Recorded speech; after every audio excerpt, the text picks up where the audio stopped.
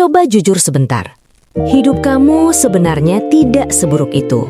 Kamu punya ponsel mahal di tangan, internet cepat, informasi tak terbatas, akses ke ilmu, peluang, dan teknologi yang bahkan tidak pernah dimiliki kakek nenekmu seumur hidup mereka.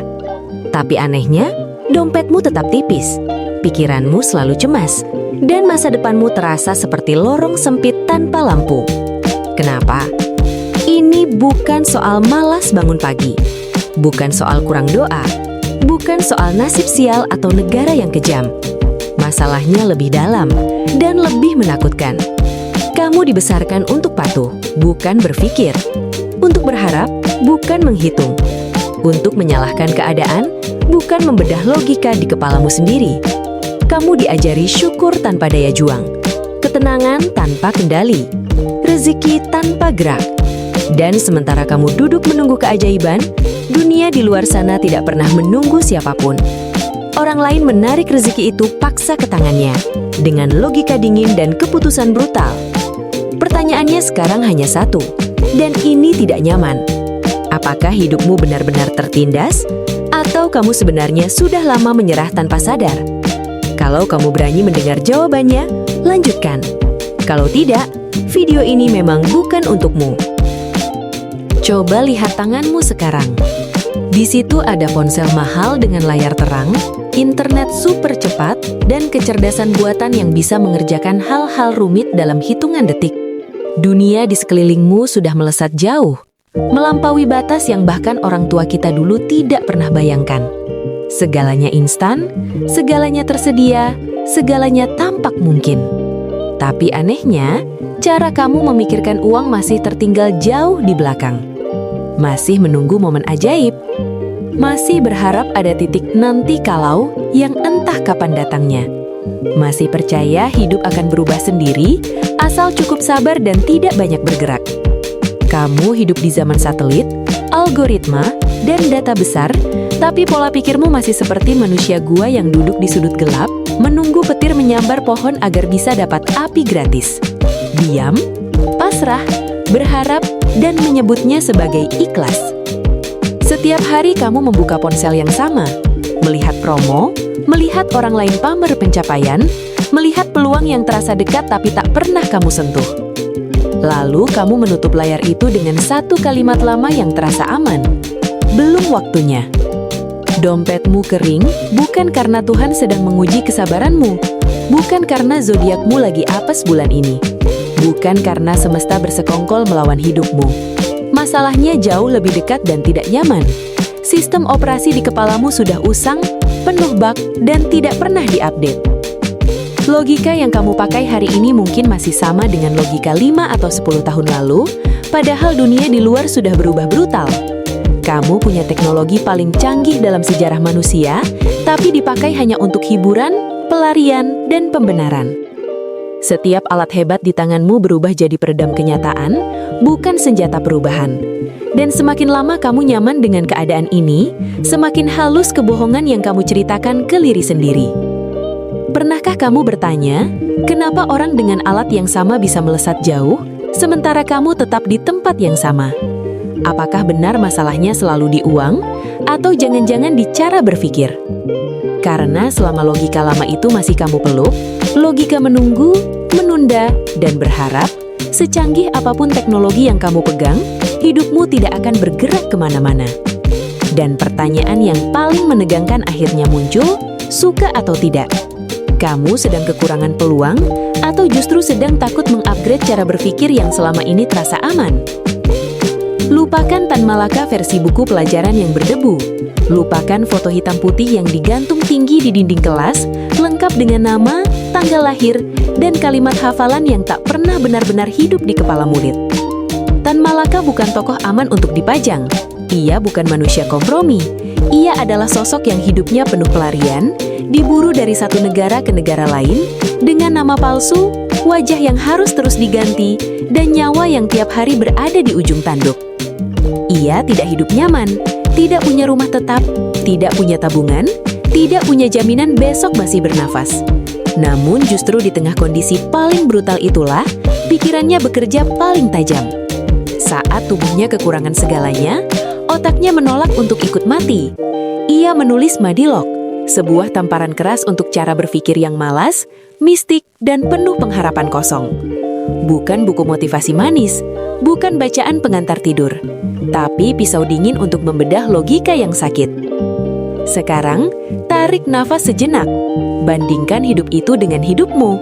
Kamu hidup relatif aman, punya atap, punya ponsel, punya akses informasi yang tidak pernah dimiliki Tan Malaka seumur hidupnya. Musuh terberatmu hari ini apa?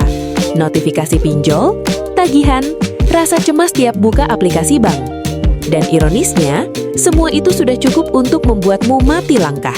Kamu sembunyi, kamu menunda, kamu menghindar, kamu memilih rebahan sambil berharap besok semuanya entah bagaimana jadi lebih baik.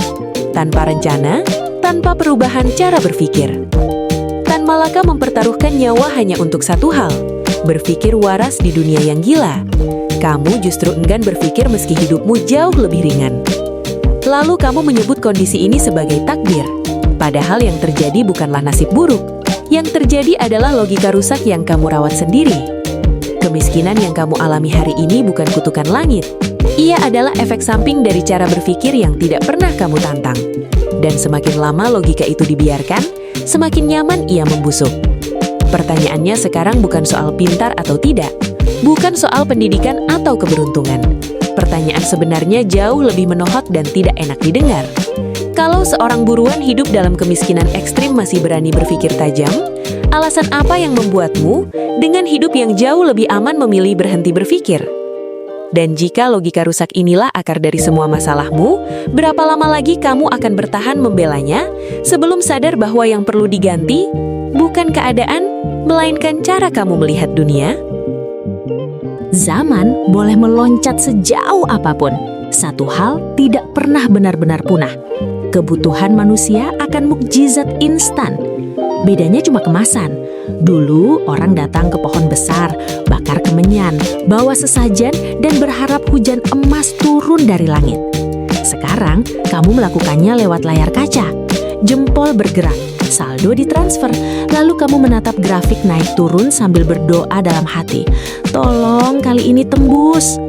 Ritualnya sama, keyakinannya sama, hanya kostumnya yang terlihat modern.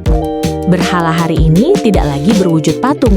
Ia hadir sebagai platform digital, aplikasi penuh warna, dan algoritma yang dibungkus istilah peluang. Kamu lupa satu hal mendasar, mesin tidak punya empati. Algoritma tidak pernah kasihan. Ia disusun oleh orang-orang super rasional dengan satu tujuan sederhana. Pemilik sistem untung, pengguna sistem berharap. Dan harapan adalah bahan bakar paling murah yang bisa dieksploitasi. Namun, kamu tetap percaya bahwa keajaiban bisa datang dari persentase, percaya bahwa pola bisa dibaca dengan perasaan, percaya bahwa nasibmu entah mengapa akan jadi pengecualian. Melawan mesin matematika dengan optimisme polos itu bukan berani, itu ceroboh. Itu seperti berdiri di depan tank baja sambil menggenggam kerupuk kulit, lalu menyebutnya senjata. Dramatis memang, efektif? Sama sekali tidak. Dan jebakan tidak berhenti di sana. Berhala digital punya saudara kembar yang lebih halus, tapi sama mematikannya. Gengsi. Kali ini bukan janji kaya mendadak, tapi janji dihormati.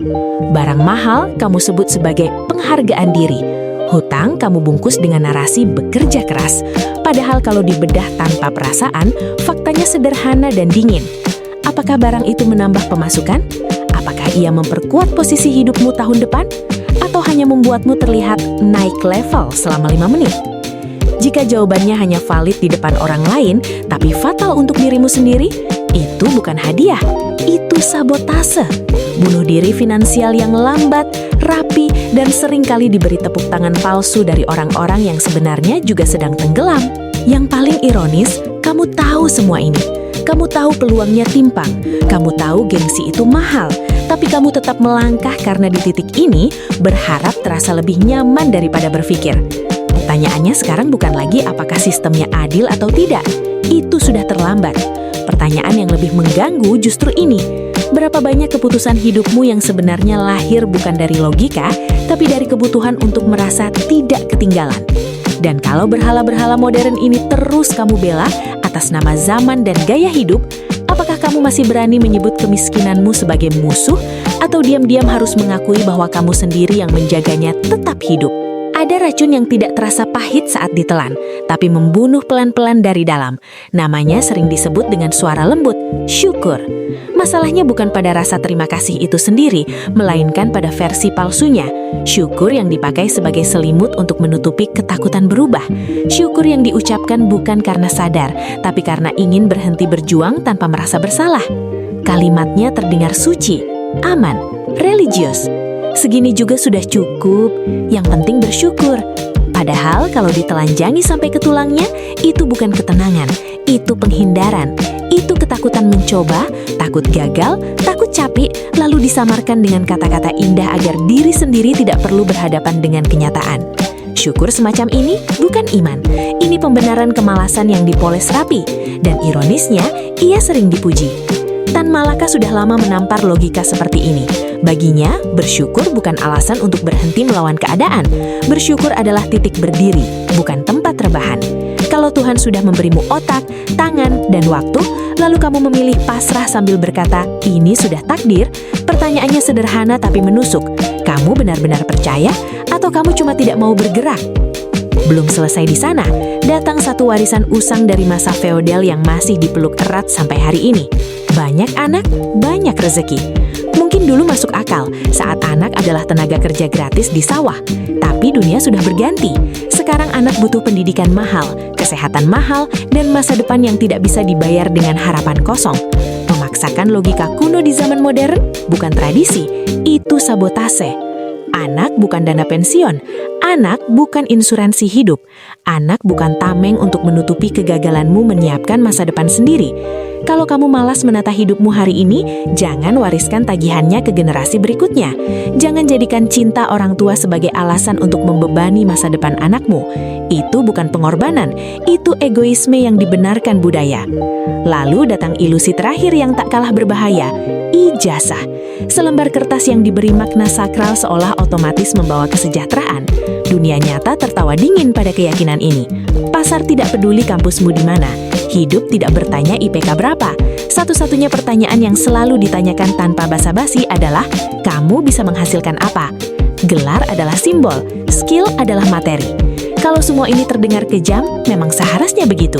Karena pertanyaannya sekarang bukan lagi kenapa hidup susah, melainkan berapa banyak kebohongan halus yang masih kamu simpan agar tidak perlu berubah hari ini. Kalimat itu terdengar menenangkan, hampir seperti doa penutup sebelum tidur. Tenang saja, rezeki tidak akan tertukar. Dan ya, itu tidak sepenuhnya salah. Rezeki memang tidak menghilang. Ia ada, ia nyata, ia berputar setiap hari di pasar, di kantor-kantor, di tangan orang-orang yang bergerak cepat dan berpikir tajam. Masalah utamanya bukan soal rezeki pergi kemana. Masalahnya adalah kamu yang menetap di tempat yang sama. Uang tidak punya kaki. Ia tidak mengenal rasa kasihan. Ia tidak akan menyelinap masuk ke dompetmu hanya karena kamu lelah, sabar, atau rajin mengeluh di media sosial. Dunia ini tidak berjalan dengan logika simsalabim. Ia bergerak dengan hukum sebab akibat yang dingin, kejam, dan konsisten. Tidak ada dorongan, tidak ada perpindahan, tidak ada aksi, tidak ada hasil. Di titik ini, tidak ada lagi narasi lembut, tidak ada lagi pembenaran halus. Semua alasan yang selama ini kamu simpan tentang sistem yang jahat, tentang keadaan yang tidak adil, tentang nasib yang kurang berpihak, perlahan runtuh. Karena satu fakta sederhana berdiri telanjang di depan mata. Kamu tahu ada yang salah, tapi kamu memilih diam. Dan diam itu mahal harganya. Diam membiarkan cicilan tumbuh seperti jeruji. Diam membiarkan gengsi berubah jadi tembok tinggi. Diam mengubah kenyamanan sementara menjadi penjara jangka panjang. Ironisnya, kamu tidak hidup dalam penderitaan ekstrim. Kamu punya kasur empuk, ruangan berpendingin, wifi kencang 24 jam. Hidupmu relatif aman, tapi justru di sanalah jebakannya. Kenyamanan ini membuatmu lupa bahwa pikiranmu sedang dirantai perlahan. Bukan oleh orang lain, tapi oleh keputusan-keputusan kecil yang tidak pernah kamu lawan. Tan Malaka hidup dalam pelarian, diburu, lapar, dan nyaris sendirian. Tapi satu hal tidak pernah tunduk, pikirannya. Kamu hidup tenang, tapi pikirannya pikiranmu disandra oleh cicilan, kebiasaan, dan rasa takut kehilangan validasi. Hari ini hanya ada dua jalan, dan keduanya sama-sama jujur. Tetap jadi budak logika sakit, menyembah mitos lama, menyalahkan dunia, dan perlahan mewariskan beban hidup ke generasi berikutnya. Atau jadi gerilyawan pikiran, mengamputasi kebohongan yang nyaman, membuang mitos konyol tanpa ampun, dan bergerak walau gemetar. Tidak ada jaminan jalan kedua mudah, tapi jalan pertama sudah terbukti kemana arahnya. Jadi sebelum layar ini ditutup, sebelum kuota habis untuk hiburan kosong, jawab satu pertanyaan yang tidak bisa kamu lempar ke siapapun. Siapa sebenarnya yang terpenjara? Hidupmu atau keberanianmu untuk bergerak? Cerita ini tidak ditutup dengan teriakan motivasi. Tidak ada janji kaya dalam 30 hari. Tidak ada mantra rahasia yang bisa kamu hafalkan sambil rebahan. Karena kenyataannya jauh lebih keras dan jauh lebih jujur. Kemerdekaan sejati tidak datang dari luar. Ia dimulai dari satu tempat yang selama ini paling kamu hindari, kepalamu sendiri. Bukan sistem yang pertama menjajahmu, bukan pemerintah, bukan keadaan, melainkan logika lama yang kamu pelihara dengan nyaman. Logika yang bilang nanti saja, logika yang menyamakan pasrah dengan bijak, logika yang menganggap keras sebagai jahat dan tegas sebagai tidak manusiawi. Tan Malaka hidup dengan tubuh tertindas, tapi pikiran bebas. Kamu hidup aman, tapi pikiranmu disandra cicilan, gengsi, dan ilusi. Dan sekarang kamu tahu satu hal penting. Uang tidak pernah datang pada orang yang hanya berharap. Rezeki tidak menghampiri orang yang tidak bergerak. Dan masa depan tidak pernah ramah pada mereka yang menunda. Pilihanmu sederhana, dan selalu begitu.